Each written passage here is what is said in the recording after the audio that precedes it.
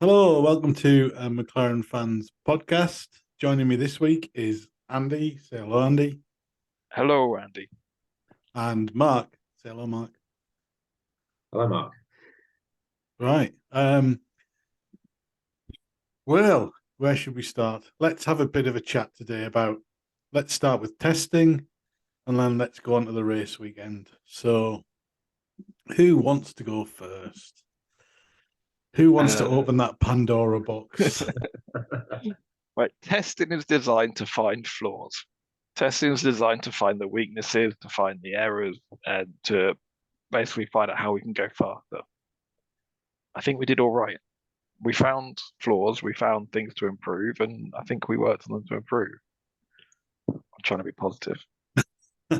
Yeah, I mean, I'm always wary of when we kind of go testing and you find nothing wrong.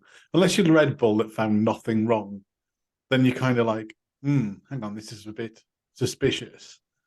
There's always going to be something that doesn't quite work right. There's always going to be, this that needs to be redesigned slightly, or this that needs to be tweaked, or something like that. And what got me was that we're always going to find bits and pieces. Maybe we didn't get the running that we wanted to, or anything like that, but literally we had 3 days of testing. Yeah. We used to have 10 days of testing a couple of years ago before the season. That's a hell of a cutback. So it's go the back a same few for minutes. everyone, though. I think that's the counter to that. what I was that, mean, Mark? No, sorry, I sorry. said it's the same for everyone. I think the 3 days testing, and we can't sort of, there's no sort of extra thing we can really hide behind this year like we did last year when Dan was missing for a bit, wasn't it?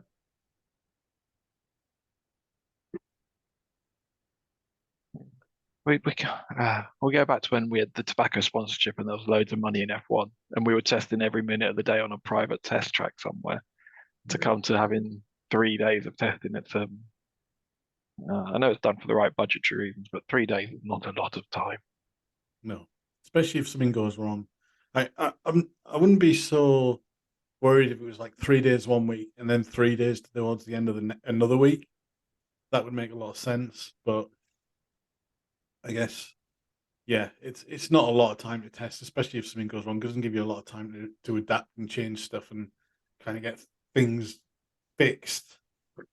But on the other hand of that, we got there, had a car that actually could leave the garage and go and do laps, which, previous testing, even when we've had 2 weeks of it, we've had times where that was just not happening. I think the first time I actually, a few years ago, you could go out to Barcelona and watch testing. It was pretty cheap, about €20 to get in for the day. And I remember sat there, and I think I saw on the first day of testing for us 4 laps. Yeah, it's I saying to someone on Twitter that saying how bad our testing was. I was like, well, Braun didn't even make their first test. Yeah. Mm-hmm. Didn't even show up because they weren't ready. The other thing is with being in Bahrain, if something did break, how easy is it to get a new floor sent out? Yeah, we could do stuff pretty quickly when it was Barcelona overnight drive, and there was trucks arriving all the time and vans arriving from walking with stuff on, so it was pretty rapid. I guess this is evolution, isn't it? This is the new Formula One. This is now how it's going forward. And I guess, like Mark says, yeah, you got to suck it up, sunshine. Everyone else is doing the same stuff, so yeah. And, I think and, we've and like you said, if it being the new Formula One, if they're doing it for the right reasons, sort of, so teams aren't traveling back and forth too much, carbon footprint, all that sort of thing. Fair enough. So they're making it up to the teams to make the most of it themselves. And while correct me if I'm wrong, I don't think there are any sort of particularly bad warning signs for us in testing. As I said before, just come back to it's the same for everybody else. we did the least amount of laps in testing. We were like 312 laps in testing. I think Williams were the most, 439. Mm-hmm. Oh no, sorry, AlphaTauri, 456. They were like, we did 2/3 of what AlphaTauri did. Yeah. But then again, it's not like they were topping the timings in the race this weekend. So, you know, it doesn't correlate to success, unfortunately. Yeah, I don't know. I'd like to see testing a bit longer, over 2 weeks, give them a bit of a chance to do stuff. But you know, two things for me about F1 testing is I really don't care about lap times. Doesn't really bother me too much. Teams are sandbagging. Other teams are going to turn up the engines when quali happens when the first thing, and you know, there's always somebody hiding something or something like that. But I'm not bothered about that. And the other thing is that things are going to break because that is testing. You want to be pushing that car to its absolute limit as much as you can, and getting, you know, sort of, like you said, getting rid of all the gremlins, really. Our wheel brows had a bit of issue during testing, Yeah. and like it was like, okay, this testing fix them, that's fine. Ferrari's had an issue during qualifying. Now, I'd rather ours break during testing than during qualifying, but a long way. Yeah, absolutely. Yeah, and it's Definitely. you know nowhere near as bad as it was last year where we couldn't actually brake. You know, so there's a lot of I wasn't too down about testing. I was quite optimistic. You know, I had no illusions that we were going to go there and just, you know, beat Red Bull or anything like that. But, you know, even in, you know, the tests and stuff like that, the car looks solid enough to work from as a base. So, Yeah, I think Zach's comments coming out of testing were quite enlightening as well, saying we'd missed a few targets. We'd done a bit of a redesign halfway through the season, halfway through the planning. I think he was downplaying expectations, and rightly so. yeah, but you know, it's good to have that bit of communication from the team as well. You know, because of that, I've not gone into the race weekend thinking that we're going to magically find another sort of 6/10 and be right up there at the top. But you know, certainly,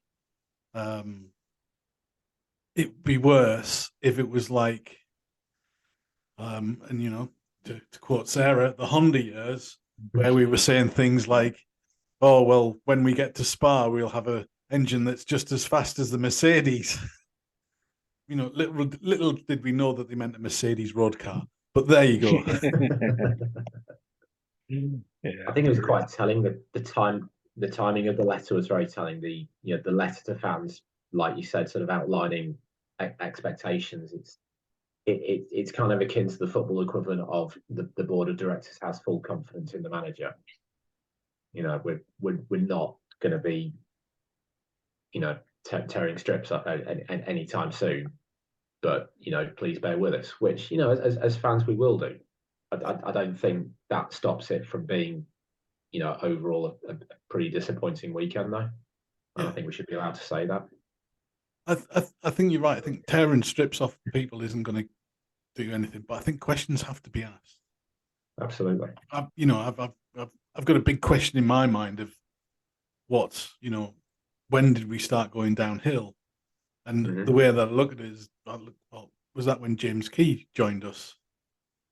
Is that, and do these things correlate? And now it's just me putting 2 and 2 together to get 5 in that respect, because he's just one person in a bigger team and a bigger picture. So, you know, I think you're right, and obviously he's going to be one of, you know, many thousand parts of the team which are contributing to its, you know, success or otherwise. I think what was very telling yesterday, probably with the exception of the Aston Martin, maybe the Mercedes engine isn't all it used to be. maybe I don't think it's as fast as the Honda. No, certainly, but I think if we're looking at personnel, that Red Bull is not designed by Adrian Newey. as a one-man band. He hasn't designed every single flap and flange and air conduit on it, but he's the figurehead. He's designed some amazing cars, Williams, McLaren, Red Bull. He's designed some brilliant cars, but we haven't got that kind of legend designing our car. But we also know Adrian, who literally does not design every single bit on that car. But he's that figurehead, and I think if we had that figurehead, I think it might help. And I think, as we said, if you change the personnel, probably doesn't help. I mean, Andreas Seidel leaving when he did, and I know we've had some kind of continuity with Andrea Stella stepping up as opposed to getting an external, but that's still something that's potentially going to, not upset the team, as it were, but perhaps take us in a slightly different direction to where we might have been going had he stayed. Yeah, I agree. Yeah, I mean, let's just, since we're kind of touching on it anyway, let's talk about the race weekend as well. And a lot of you will notice that Sarah isn't here tonight. Unfortunately, she's ill, but she has sent a message. And our message to her is obviously get well soon. But I'd like my message from afar to be that different fans have different ways of behaving, but that I'm a supporter, and I believe the best way to help the team get back up there is with our support and positivity. There are 700 people working their nuts off, so fans who tweet shit to the Twitter admin miss the point. She, they, her, him can't fix the car, right? So just give us a few positives. Firstly, they showed the graphic before the race that we had the fastest pit stop last year. And that still stands after the weekend, so she's clinging to that. Secondly, Oscar had a clean first race weekend from his point of view and popped his cherry. Blimey. Yes, I know he ended up retiring, but that was beyond his control. Fair enough, Thirdly, I was happy that they kept Lando going. It would have been very easy to retire him, but used it as an additional testing session, so hopefully learned some stuff. And fanfare, he got the third fastest lap, so something positive there.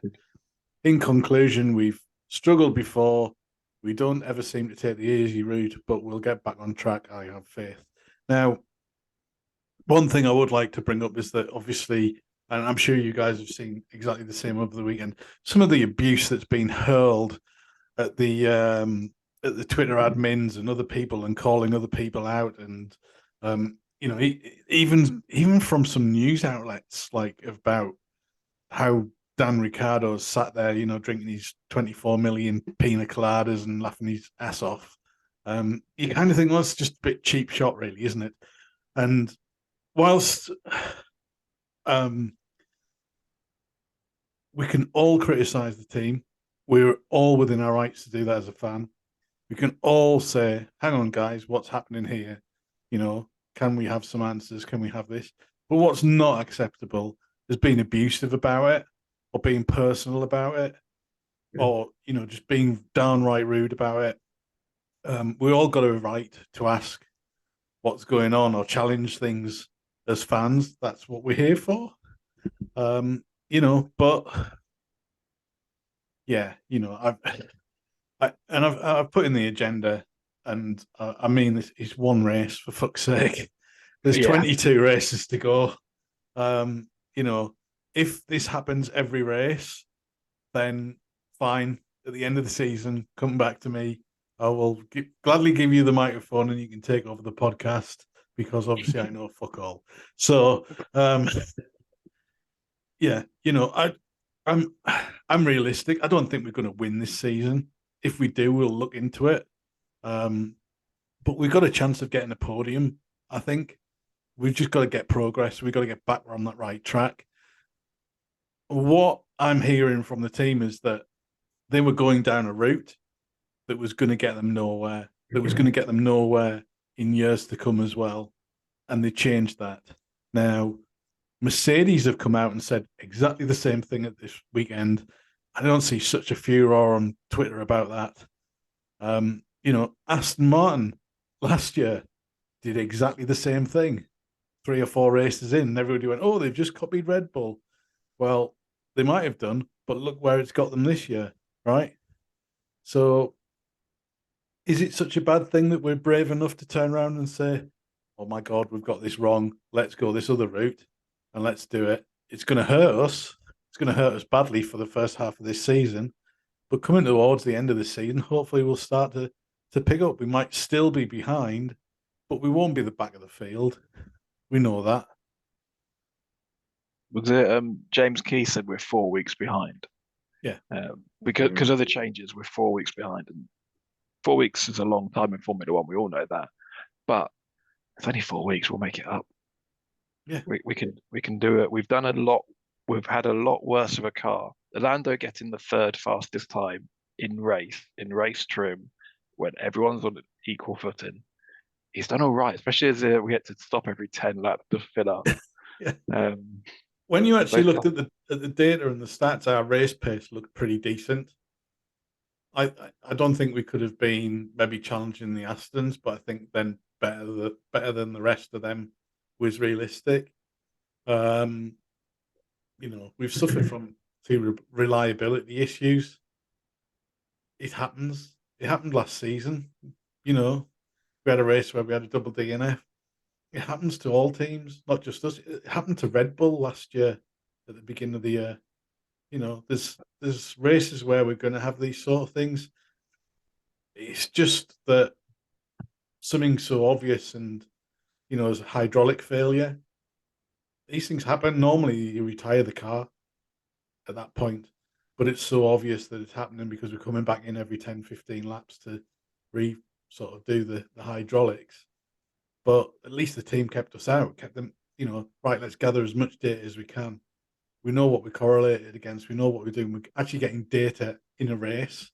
Whereas if they'd just given up, what we would have had, sort of 15 laps between them.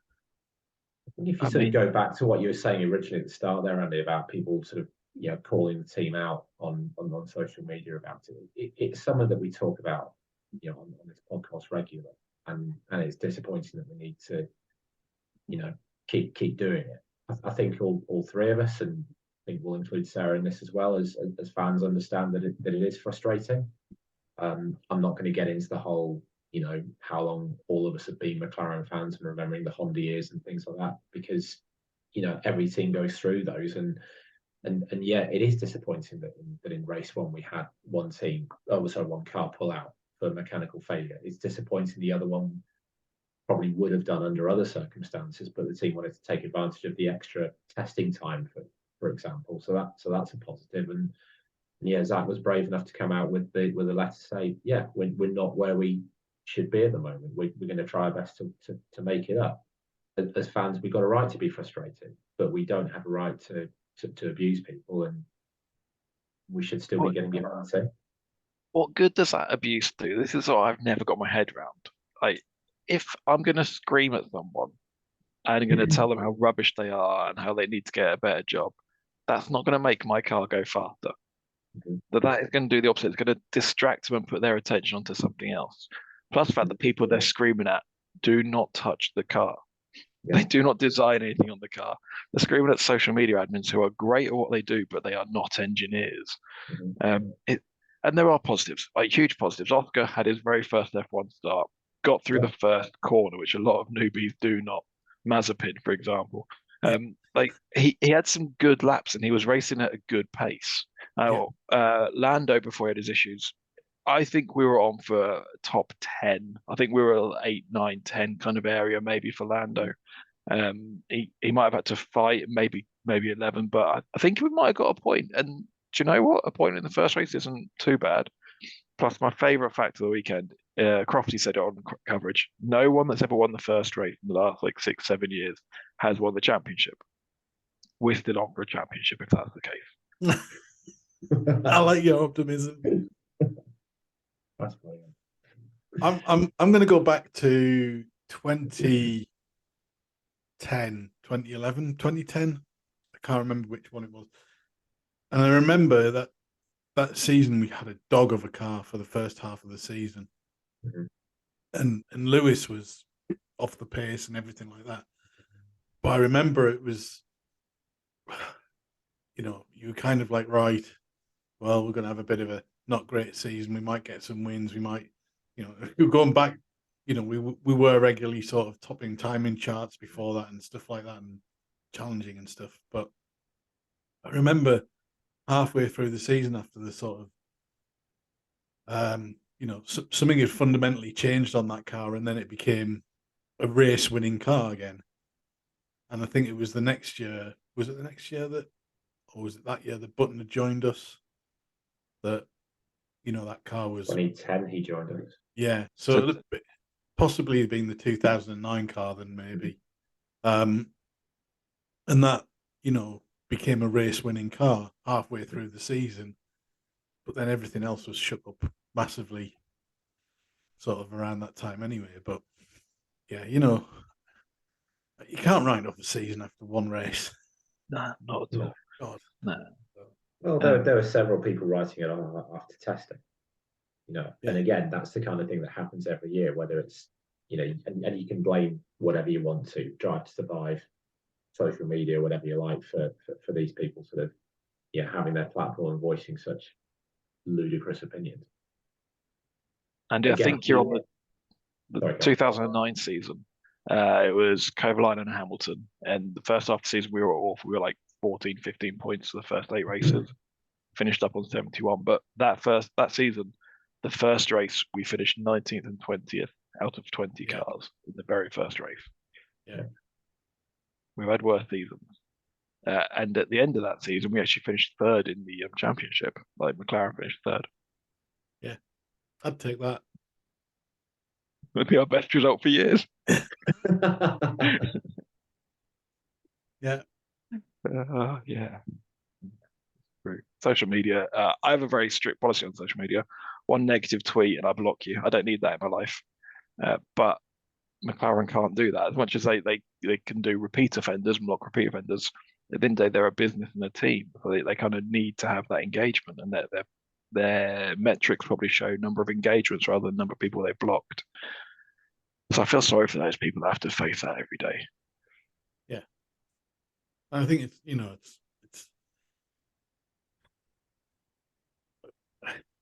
having sort of followed the growth of Twitter and Formula One at the same sort of time. I don't know whether it's just more prevalent now or what, but you see a lot more of it, and it's not nice. And yeah, I think we all know. The more outrageous you tweet, the higher sort of viewing numbers you're likely to get on it. Yeah. And yeah, therefore the nastier you can be, the more follows and so forth you're going to get. Which. Yeah. All right. Let's just change tact a little bit. So, one thing that I would want to kind of touch on is Oscar Piastri. First race weekend. Barring the issues with the car, I thought he did brilliantly. Came across really well when he was on interviews and everything else like that. Kind of get the feeling he's a bit like, not quite like when Lando came in, because Lando was still slightly immature, but he seems like he's got his head screwed on and seems to be, right, this is my chance. I know what I'm going to do. I know what I've got to kind of get out of this, both on the track and off the track. And I thought he came across really well. And I reckon he's, a good addition to the team. And I mean, only time will tell whether it's the right decision to drop Dan for Oscar, but I feel quite positive about it. I really hope so. I think he's so fresh faced, effectively. Like the first few videos that came out on McLaren's social media, you could see him occasionally glance to Lando, like to see if they were all right and if they were doing the right thing. And I think he's still finding his feet. Lando's obviously going to be team leader, and he's finding his feet. But I don't know, for having a year out of racing, which he did last year when he was sat on the sidelines at Alpine, to then come in and that first race and he didn't put a foot wrong. He didn't crash. He didn't spin off. He didn't hit anything. He didn't stall on the grid. I think he had a great start, and there must have been so much pressure on him for the first race. I think he did grand, and he's got a bit of character about him already, which he's showing, and it's nice to see that because you don't just want. Not everyone's going to be Ricardo and that personality. Not everyone's going to be Vettel with the elder statesman stuff, and I think Piastri's good, coming across quite well. And I think that's important because we talked several times last year about after it was revealed that Dan was leaving, who we thought should take his place, and I think we all had different opinions. I certainly thought Colton Herta would have been a pretty decent fit, but on reflection and taking into account what you guys have said there, I think teams are looking more for people who have come through the system that's in place already. F3, F2, F1. People who have been around the F1 paddock and are going to, I don't want to use the word behave, but sort of certainly act in a way that is going to please the sponsors, the teams, and and F1 themselves. I'm not saying there's going to be anything wrong with someone coming in from IndyCar or whatever, but I think they need to be more used to the environment around F1 if they're going to come straight into an F1 seat. Hey, talking of IndyCar, that was a bit of a pick me up after Formula One on Sunday. We did all right over there. Yeah, I was good for Pato. He's 4 laps to go. Yeah. He accidentally hit the pit limit on the straight. Yeah. And Rossi finished 4th as well. He did, yeah. It was that pile up at the start was a bit dangerous. Some of those cars getting launched were really quite violent, and I was like, yeah, but yeah. Well, we'll have to have our IndyCar special further on in the season on the podcast. I'm sure Gino and Kenny will join us again. So it's great that having so many teams because you can have a bad day in F1, have a great day in IndyCar, and then this weekend we've got Formula Extreme E. Sorry, we've then got the Shadow when it comes back in McLaren Shadow. We've got Formula E a couple of weekends time. It's great having so many teams. You don't just have to worry about just a bad Sunday to 2 o'clock.